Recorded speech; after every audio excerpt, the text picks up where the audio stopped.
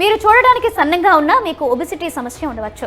ప్రస్తుతం భారతదేశంలో 20% మంది ఊబకాయం ఒబెసిటీ సమస్యతో బాధపడుతున్నారు. 2030, 2050 కల్లా అమెరికా, యూకే లాగా 40 నుంచి 50% ఒబెసిటీ సమస్యలతో దేశం బాధపడే ప్రమాదం ఉంది.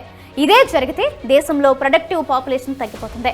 దేశానికి వెన్నుముకగా ఉండాల్సిన యువత అనారోగ్య సమస్యలతో బాధపడే ప్రమాదం ఉంది.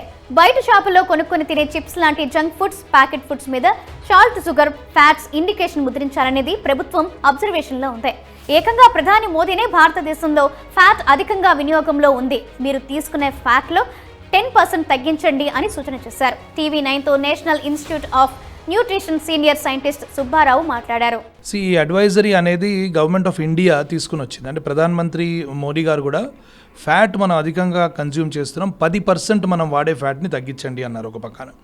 ఇంకోటి మనకి పబ్లిక్ హెల్త్ సినారియోలో మనం చూసింది, నేషనల్ లెవెల్ సర్వేస్ బట్టి తెలిసింది ఏంటంటే ఇండియాలో ఊబకాయం, స్థూలకాయం అంటే ఒబేసిటీ, ఓవర్ వెయిట్ అంటే అతి బరువు, ఈ రెండు చాలా ఫాస్ట్గా పెరుగుతున్నాయి. లాస్ట్ 30-40 ఇయర్స్లో మీరు స్టడీస్ చూసుకుంటే ఎకనామిక్ లిబరలైజేషన్ 1990లో అయినప్పటి నుంచి దీనికి చాలా కారణాలు ఉన్నాయి. ఒకటి మనం తినే ఆహారం, రెండు మన జీవనశైలి మారింది, ఎక్సర్సైజ్ తగ్గింది, స్ట్రెస్ పెరిగింది, స్క్రీన్ టైం పెరిగింది, స్లీప్ తగ్గింది, ఇవన్నీ కారణాలు ఉన్నాయి.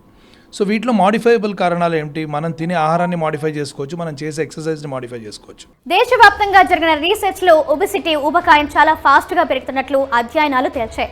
లైఫ్ స్టైల్లో మార్పులు, శారీరక శ్రమ తగ్గిపోవడం, స్ట్రెస్ పెరగడం, నిద్రలేమి అధికంగా, అలాగే మొబైల్ వినియోగం లాంటి కారణాలు ఎక్కువగా ఉన్నాయి. షుగర్, సాల్ట్, ఫ్యాట్ అధిక మోతాదులో తీసుకోవడం వల్ల ఒబెసిటీకి ప్రధాన కారణం. అందుకనే ప్రభుత్వ పాఠశాలలో, ప్రభుత్వ కార్యాలయాల్లో షుగర్, సాల్ట్, ఫ్యాట్ బోర్డులు ఏర్పాటు చేయాలని సూచన చేయడం జరిగింది.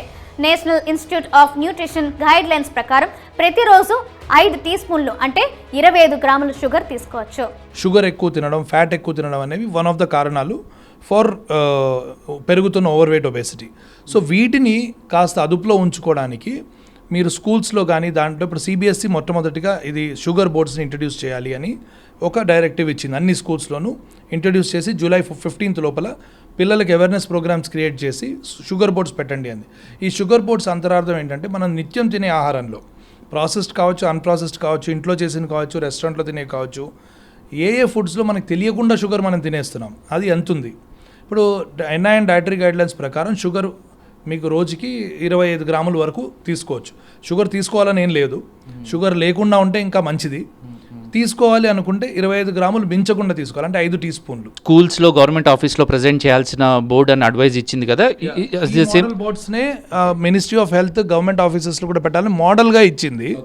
ఈ మోడల్లో మేము ఏం చేసామంటే షుగర్ అనేది న్యూట్రియంట్ కాదు, ఇది ఓన్లీ టేస్ట్ మాత్రమే సర్వ్ చేస్తుంది. అసలు షుగర్ను పూర్తిగా అవాయిడ్ చేస్తే చాలా మంచిదే. షుగర్కు బదులుగా తాటి బెల్లం, తేనె బెటర్ అనుకుంటాం, కానీ షుగర్ ఎంత ప్రమాదమో అవి కూడా అంతే స్థాయిలో ప్రమాదం. 100 గ్రాముల చాక్లెట్లో 11 టీ స్పూన్లు, అదే 100 గ్రాముల గులాబ్ జామ్లో 11 టీ స్పూన్ల షుగర్ ఉంటుంది. 100 గ్రాముల జిలేబీలో 8 టీ స్పూన్లు, 100 ml కూల్ డ్రింక్స్లో 6 టీ స్పూన్ల షుగర్ బాడీలోకి వెళ్తుంది. ఇది పరిమితి స్థాయి కంటే ఖచ్చితంగా అధిక మోతాదు. షుగర్కి రీప్లేస్మెంట్ బెల్లము, తాటి బెల్లము ఇవన్నీ అనుకుంటారు, అవి కూడా కావు. అవి షుగర్ ఎంత హాని చేస్తే అవి కూడా అంతే హాని చేస్తాయి. మూడోది, షుగర్ దేంట్లో మనం తినాల్సింది 5 చెంచాలు రోజుకి అన్నప్పుడు మనం తెలియకుండా ఒక కూల్ డ్రింక్ తాగితే ఎన్ని చెంచాలు ఉన్నాయి? 6 చెంచాలు ఉన్నాయి. ఒక్క కూల్ డ్రింక్తో మాత్రమే 6 టీ స్పూన్స్ ఒక రోజులో తాగాల్సిన మొత్తం కంటే ఎక్కువ. అలాగే ఒక జామ్, అలాగే ఒక కుకీ తీసుకున్నారనుకోండి, 1-2 చెంచాలు ఒక్క బిస్కెట్లో. ఒక బిస్కెట్ తాగంగా 3-4 బిస్కెట్లు తింటాం, అంటే రోజుకి సరిపడే చక్కెర దీంట్లో వెళ్ళిపోయింది మీకు. చూడండి, షుగర్స్ మీరు చాక్లెట్స్లో తీసుకుంటే చిన్న పీస్ 100 గ్రాముల చాక్లెట్లో 11 చెంచాల షుగర్ ఉంది. 11 చెంచాల షుగర్ అంటే మీకు ఆల్మోస్ట్ ఈక్వల్ టు 2 రోజులకు సరిపడా షుగర్ అనమాట. అది ఒక్క దీంట్లో. ఇంట్లో తయారు చేసుకుంటాం, ట్రెడిషనల్ అనుకుంటాము, వీటిలో కూడా మనకి ఎక్కువ ఉంది. 100 గ్రాముల గులాబ్ జామున్ అంటే 100 అంటే 4-5 పీసులు వస్తాయి. మనం ఒక పీస్ అంటే దీనికి చెప్పడంలో అంతరార్థం ఏంటంటే ఈ పూర్తిగా ఏ ఒక్క ట్రెడిషనల్ ఫుడ్నో, ఏ ఒక్క ప్యాకెట్ ఫుడ్నో టార్గెట్ చేయడం కాదు. వీటిలో మనకు తెలియకుండా షుగర్ మనం తింటున్నాం కాబట్టి మనకి అవగాహన ఉంటే మనం 5 తినేవాళ్ళం, 4 తినేవాళ్ళం 1తో ఆపచ్చు, రెస్ట్రిక్ట్ చేసుకోవచ్చు మనల్ని మనం అనే ఉద్దేశంతో ప్రాపగేట్ చేసిన messaging. Pizza, pastry, cookies, bread, cheese, samosa, mayonnaise వీటన్నిటిలోనూ ఫ్యాట్ అధిక మోతాదులో ఉంటుంది. ఒక మనిషి సగటున 30 గ్రాములకు మించిన ఆయిల్ ఇంటేక్ తీసుకోకూడదు. హై షుగర్ ప్యాక్డ్ సాల్ట్ ఇవన్నీ ఒక ఫుడ్ను రుచికరంగా తయారు చేస్తాయా కానీ ఆరోగ్యానికి చాలా హానికరం కలిగిస్తాయి. ఇండస్ట్రియల్ లెవెల్లో ప్యాక్డ్ ఫుడ్ తయారు చేస్తున్నప్పుడు రుచి కోసం వీటన్నిటిని ఎక్కువ మోతాదులో వాడతారు. ఇది ప్రమాదకరం. ప్రధానమంత్రి గారి 10% రిడక్షన్ ఫ్యాట్ మీద పాయింట్ చేసాం. దీంట్లో ఏం చెప్పాము, మనకి సహజంగా మనం తినే ఆహారాల్లో ఫ్యాట్ దేంట్లో ఎక్కువ, పిజ్జా కానీ, పేస్ట్రీ కానీ, బేకరీ ఫుడ్స్ కానీ, అలాగే బ్రెడ్తో పాటు మనం తినే చీజ్లో కానీ, అలాగే వీటన్నిటిలో కూడా మీరు చూడండి మయోనీస్ కానీ, సమోసా కానీ, వీటన్నిటిలోనూ మనకి ఫ్యాట్ చాలా ఎక్కువగా ఉంది. What is permissible level of oil intake? మన ఒక మనిషికి సగటున 30 గ్రాములు రోజుకి ఆయిల్, ఫ్రీ ఆయిల్ మనం తీసుకోవచ్చు. సో ఇవి మనం తీసుకోవడంలో 10% కనుక మనం రెడ్యూస్ చేస్తే, మనం చేసే కూరలో 4 చెంచాలు వేసినప్పుడు 3.9 చెంచాలు వేస్తే మనకి తేడా ఏం రాదు టేస్ట్లో. సో 10% మాత్రమే తగ్గించమని ముందుగా అడుగుతున్నాం. ఇంకో ఫ్యాట్ బోర్డ్ కూడా ఉంది. దాంట్లో మనం ఏం చెప్పాము, మనకు తెలియకుండా మనం నిత్యం తినే ఆహారాల్లో ఎంతెంత ఫ్యాట్ మనం తింటున్నాము. ఇప్పుడు చూడ్డానికి పొడిగా కనిపిస్తాయి కొన్ని ఆహారాలు. ఇప్పుడు మనం వేయించిన స్నాక్స్ ఉంటాయి, నమ్కీన్స్ అంటారు. ఈ నమ్కీన్స్ కానీ, చిప్స్ కానీ, ఈ ఫ్రెంచ్ ఫ్రైస్ కానీ, బర్గర్స్ కానీ, పిజ్జాస్ కానీ, మయోనీస్ కానీ, వీటన్నిటిలో అధికంగా ఫ్యాట్ ఉంటుంది. మనకు తెలీదు. ఫ్యాట్ ఇంకోటి దానికి ఇదేంటంటే, ఫ్యాట్ కానీ షుగర్ కానీ ఒక ఫుడ్ని చాలా మనకి ప్యాలటబుల్గా చేస్తాయి. హైపర్ ప్యాలటబిలిటీ పెరుగుతుందన్నమాట. సో ఇండస్ట్రీ లెవెల్లో చేసినప్పుడు రుచికరంగా ఉండడానికి వీటిని అధికంగా వాడే అవకాశం ఉంది. కాబట్టి వాటిని జాగ్రత్త వహించి తినండి అనే అడ్వైజరీ మాత్రమే. ఇప్పుడు జాగ్రత్త పడకపోతే భవిష్యత్తులో తీవ్ర పరిణామాలు తప్పవు. భవిష్యత్తులో రక్తపోటు, మధుమేహం, ఒబెసిటీ, క్యాన్సర్, గుండె జబ్బు సమస్యలతో దేశం బాధపడే పరిస్థితులు ఉంటాయి. గత 30 ఏళ్లలో అండర్ న్యూట్రిషన్ సమస్య నుంచి ఓవర్ న్యూట్రిషన్ సమస్యకు పరిస్థితులు మారుతున్నాయి.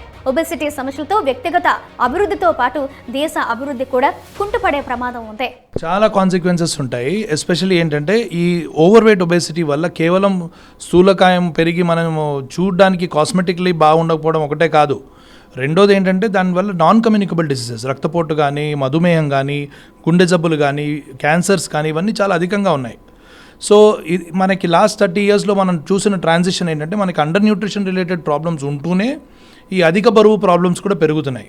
ఈ అధిక బరువు ఇండియాలో స్పెసిఫిక్ ఫినోటైప్ ఇండియా. అది ఎట్లా అంటే, మనకి అధిక బరువు ఉన్నట్టు బరువు కనిపించకపోవచ్చు, కానీ ఫ్యాట్ శాతం మనలో ఎక్కువ ఉంటుంది. అంటే ఫ్యాట్ మాస్ అధికంగా ఉండి మసిల్ మాస్ తక్కువగా ఉంటుంది.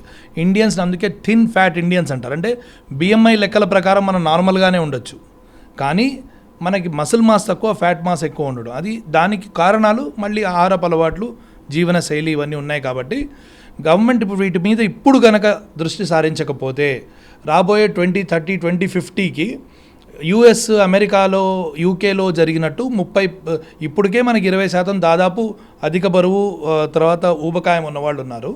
అది పెరిగి 50%, 40%కి వెళ్ళిపోతే కంట్రీలో, సో మన ప్రొడక్టివ్ పాపులేషన్, చిల్డ్రన్ అనేవాళ్ళు ఇవాళ children are tomorrow's productive population. 20% of India is young adults, adolescents. ఇంకో 10-15% ఏమో యంగ్ అడల్ట్స్. వీళ్ళకి కనుక ఈ అధిక బరువు ప్రాబ్లం ఉంటే నెక్స్ట్ రాబోయే 20 ఏళ్లలో మన వర్క్ ఫోర్స్ అంతా అధిక బరువు ఉండి కాంప్రమైజ్డ్ ప్రొడక్టివిటీ.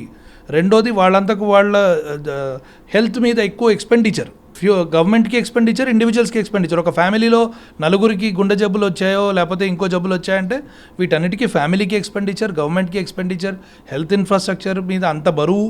సో ఇవన్నీ కారణాలని దృష్టిలో పెట్టుకొని మన హెల్త్ని మనం చేసుకుంటే మన ప్రొడక్టివిటీ, మన నేషన్ ప్రోగ్రెస్, మన డెవలప్మెంట్, మన పిల్లల చదువు, కాగ్నిషన్ కూడా అధిక బరువు మీద డిపెండ్ అయి ఉంటుంది.